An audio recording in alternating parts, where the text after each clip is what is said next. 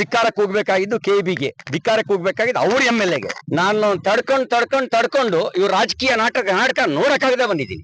ಅಲ್ಲಿ ಇವೆಲ್ಲ ಚಿಲ್ಲರೆ ರಾಜಕಾರಣಕ್ಕೆ ಹೆದರುವಂತವ್ರು ಏನಿಲ್ಲ. ನಾನು ಪಶ್ಚಿಮ ಬಂಗಾಳ ಚುನಾವಣೆ ಮುಗಿಸಿ ಬಂದಿದ್ದೀನಿ.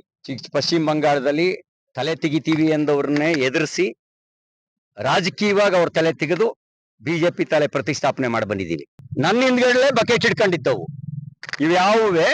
ಇವ್ಯಾವಕ್ಕೂ ಎಕ್ಸ್ಟ್ರಾ ಕೆಪಾಸಿಟಿ ಇಲ್ಲ. ಇವೆಲ್ಲ ಪೇಮೆಂಟ್ ಗಿರಾಕಿಗಳು. ಕೆಟ್ಟ MLA ನಾನಲ್ಲ. 20 ವರ್ಷ ನಾನು ಹೇಗೆ ಅಂತ ನೋಡಿದ್ದಾರೆ. ಅಹಂಕಾರದವರು ಮೆರೀತಿದ್ದಾರೆ. ಇನ್ನೊಂದು 18-20 ತಿಂಗಳು ಮೆರೀತಾರಲ್ವಾ, ಮೆರೀಲಿ. ಅವ್ರ ಸವಾಲ್ ಸ್ವೀಕಾರ ಮಾಡ್ತೀನಿ. ನನಗೆ ಮಾಹಿತಿ ಬಂತು ಇಲ್ಲೆಲ್ಲ ಹಿಂಗೆ ಪ್ರಯತ್ನ ಮಾಡ್ತಿದ್ದಾರೆ ಅಂತೇಳಿ ಮಾಹಿತಿ ಬಂತು. ನಾನು ಹೇಳಿದೆ ನಾನೇನು ತಪ್ಪು ಮಾಡಿಲ್ಲ, ಕೆಟ್ಟ ಕೆಲಸನೂ ಮಾಡಿಲ್ಲ, ಒಳ್ಳೆ ಕೆಲಸ ಮಾಡಿದ್ದೀನಿ. ಈ ರೋಡ್ ಸ್ಯಾಂಕ್ಷನ್ ಮಾಡಿಸಿದ್ ನಾವು ಚಿಂತಾಮಣಿ ಸರಸ್ವತಿ ದೇವಸ್ಥಾನಕ್ಕೆ ನಾನು ಬರ್ತೀನಿ. ಇನ್ಯಾವನ್ ಬರ್ಲಿ. ಯಾರು ಸ್ಯಾಂಕ್ಷನ್ ಮಾಡಿಸಿದ್ದು ಅನ್ನೋದು ಆದೇಶ ಪತ್ರವನ್ನ ಆ ಸರಸ್ವತಿ ದೇವಸ್ಥಾನ ಮುಂದೆ ಇಡ್ತೀನಿ. ಅವರು ಬಂದಿಡ್ಲಿ. ಮತ್ತೆ ಯಾವ್ಯಾವ ಊರಿಗೆ ಎಷ್ಟೆಷ್ಟು ಅನುದಾನವನ್ನ ಯಾವ್ಯಾವ ಕಾಲದಲ್ಲಿ ಸ್ಯಾಂಕ್ಷನ್ ಮಾಡಿಸಿದ್ದೀನಿ ಅನ್ನೋ ಪಟ್ಟಿನೂ ಕೊಡ್ತೀನಿ.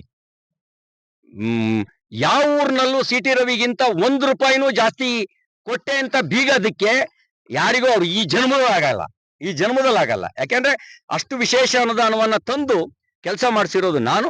ಈ ಸತ್ಯವನ್ನ ತಿಳಿಸೋದಕ್ಕೋಸ್ಕರ ಇಲ್ಲಿಗೆ ಬಂದೆ. ಅದು ಬಿಟ್ರೆ ಇನ್ನೇನು ಇರಲಿಲ್ಲ.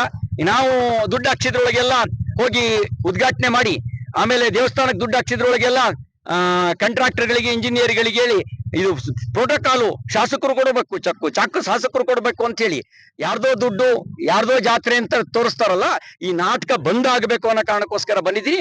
ಇವು ಯಾವುದಕ್ಕೂ ಹೆದರೋ ಪ್ರಶ್ನೆ ಇಲ್ಲ. ನಾವು ಅವ್ರ ಸವಾಲನ್ನು ಸ್ವೀಕಾರ ಮಾಡ್ತೀವಿ. ಅವ್ರಿಗೆ ನಾನು ಹೇಳಕ್ ಬಯಸ್ತೇನೆ, ನೀವು ವಿಳಂಬಕ್ಕೆ ಕಾರಣ ನಿಮ್ಮ KEB, ವಿಳಂಬಕ್ಕೆ ಕಾರಣ ನಿಮ್ಮ ಅರಣ್ಯ ಇಲಾಖೆ, ವಿಳಂಬಕ್ಕೆ ಕಾರಣ ನಿಮ್ಮ ಸರ್ಕಾರ ವರ್ಕ್ ಆರ್ಡರ್ ಕೊಟ್ಟಿದ್ದನ್ನ ತಡೆ ಹಿಡಿದು ನಿಲ್ಸಿದ್ದು ಕಾಮಗಾರಿ ನಿಲ್ಸಿದ್ದ ಕಾರಣಕ್ಕೆ ಉಳಿದ ಸಂಗತಿ ಹೇಳಿ ಅವ್ರ ಮರ್ಯಾದೆ 3 ಕಾಸಿಗೆ ಹರಾಜಾಗತ್ತೆ. ಯಾಕೆ ಈಗಲೂ ಕಂಬ ತೆಗಿತಾ ಇದಾರೆ. ಇನ್ನೂ ಕಂಬ ಪೂರ್ತಿ ತೆಗ್ದಿಲ್ಲ.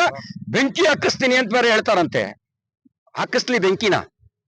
ಹಾಕಿಸ್ಲಿ ಬೆಂಕಿನ ನಾವು ನೋಡ್ತೀವಿ. ಅದೇನ್ ಬೆಂಕಿ ಹಾಕಿಸ್ತಾರೆ, ಇದೇನ್ ಮಾಡ್ತಾರೆ ಅಂತ ನಾವು ನೋಡ್ತೀವಿ. ಮತ್ತು ನನಗೂ ಪಟ್ಟಿ ಇದೆ, ತರ್ಸ್ಕೊತಾ ಇದ್ದೀನಿ. ಯಾರ್ಯಾರ ಹೆಸರಿನಲ್ಲಿ ಯಾರ್ಯಾರು ಕಾಮಗಾರಿನ ಮಾಡ್ತಾರೆ ಅನ್ನೋದನ್ನ ನನ್ನ ಹತ್ರನೂ ಪಟ್ಟಿ ಇದೆ. ಅದನ್ನು ನಾನು ಸಮಯ ಬಂದಾಗ ಬಿಡುಗಡೆ ಮಾಡ್ತೀನಿ.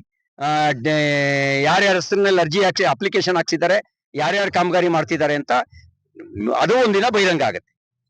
ಶಾಸಕರು ಪ್ರೆಸ್ ಮೀಟ್ ಮಾಡಿದ್ರು. ಅವ್ರು ಹೇಳಿದ್ರು ಈ ರೋಡ್ ಕಾಮಗಾರಿಯನ್ನ CSC ಅವರು ಗುತ್ತಿಗೆ ತಗೊಂಡಿದ್ದಾರೆ, ಬೇಕು ಅಂತಾನೆ ಶಾಸಕರ ಹೆಸರಿಗೆ ಮಸಿ ಬಳಿಯಕ್ಕೋಸ್ಕರನೇ ಕಾಮಗಾರಿ ತಡ ಮಾಡಿದ್ದಾರೆ. ನೋಡ್ರಿ, 2022-23 ನಾನು MLA ಇದ್ದಾಗ ಮಂಜೂರಾಗಿದ್ದು.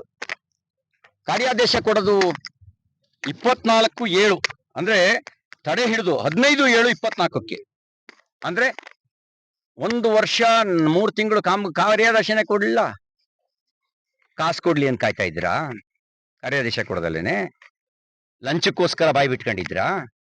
ಅದನ್ನ ಹೇಳಿದ್ರೆ ಮರ್ಯಾದೆ ಹೋಗುತ್ತೆ ಅವ್ರದ್ದು, ಎಷ್ಟೆಷ್ಟು ಪೀಡಿಸಿದ್ದಾರೆ ಅಂತ. ಇದಾದ್ಮೇಲೆ ಕಂಬ ತೆಗಿದಲೇನೆ 10 ಮೀಟರ್ ರೋಡ್ ಮಾಡಕ್ ಆಗ್ತಿತ್ತ? ಇನ್ನೂ ಕಂಬ ತೆಗ್ದಿಲ್ಲ, ಇನ್ನೂ ತೆಗಿತಾ ಇದ್ದಾರೆ. ಈಗಲೂ ನೋಡ್ಕೊ ಮನೆಯಲ್ಲಿ ಈಗಲೂ ಕಂಬ ತೆಗಿತಾ ಇದ್ದಾರೆ.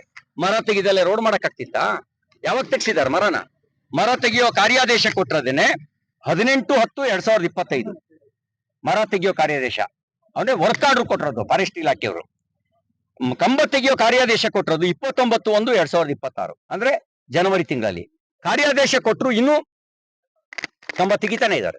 ಇವ್ರು ಧಿಕ್ಕಾರಕ್ಕೆ ಹೋಗ್ಬೇಕಾಗಿದ್ದು KEBಗೆ, ಧಿಕ್ಕಾರಕ್ಕೆ ಹೋಗ್ಬೇಕಾಗಿದ್ದು ಅವ್ರ MLAಗೆ, CT ರವಿಗಲ್ಲ. ನಾನು ತಡ್ಕೊಂಡು ಇವ್ರು ರಾಜಕೀಯ ನಾಟಕ ನೋಡಕ್ಕಾಗದೆ ಬಂದಿದ್ದೀನಿ. ಈ ರಾಜಕೀಯ ನಾಟಕಕ್ಕೆ ಎಲ್ಲಾರು ಒಂದ್ ಕಡೆ ಎದುರಿಸ್ಬೇಕು ಅಂತ ಬಂದಿದ್ದೀನಿ. ಈಗ ನೀವು ಪರಿಶೀಲನೆಗೆ ಬಂದ್ರಿ, ನಗರಸಭಾ ಸದಸ್ಯರು, ವಿಧಾನ ಪರಿಷತ್ ಸದಸ್ಯರಿಗೆ ಈ ರೀತಿಯಾದಂತಹ ಒಂದು ಅಪಮಾನ ಮಾಡ್ತಾರೆ. ಅಲ್ಲಿ ಇವೆಲ್ಲ ಚಿಲ್ಲರೆ ರಾಜಕಾರಣಕ್ಕೆ ಹೆದರುವಂತವ್ರು ಏನಿಲ್ಲ. ನಾನು ಪಶ್ಚಿಮ ಬಂಗಾಳ ಚುನಾವಣೆ ಮುಗಿಸಿ ಬಂದಿದ್ದೀನಿ. ಪಶ್ಚಿಮ ಬಂಗಾಳದಲ್ಲಿ ತಲೆ ತೆಗಿತೀವಿ ಎಂದವ್ರನ್ನೇ ಎದುರಿಸಿ ರಾಜಕೀಯವಾಗಿ ಅವ್ರ ತಲೆ ತೆಗೆದು BJP ತಲೆ ಪ್ರತಿಷ್ಠಾಪನೆ ಮಾಡಿ ಬಂದಿದ್ದೀನಿ. ಈ ಚಿಲ್ಲರೆಗಳು ಯಾವ ಲೆಕ್ಕ? ಇವು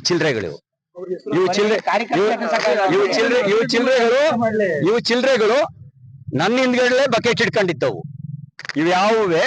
ಇವ್ಯಾವಕ್ಕೂ ಎಕ್ಸ್ಟ್ರಾ ಕೆಪಾಸಿಟಿ ಇಲ್ಲ. ಇವೆಲ್ಲ ಪೇಮೆಂಟ್ ಗಿರಾಕಿಗಳು.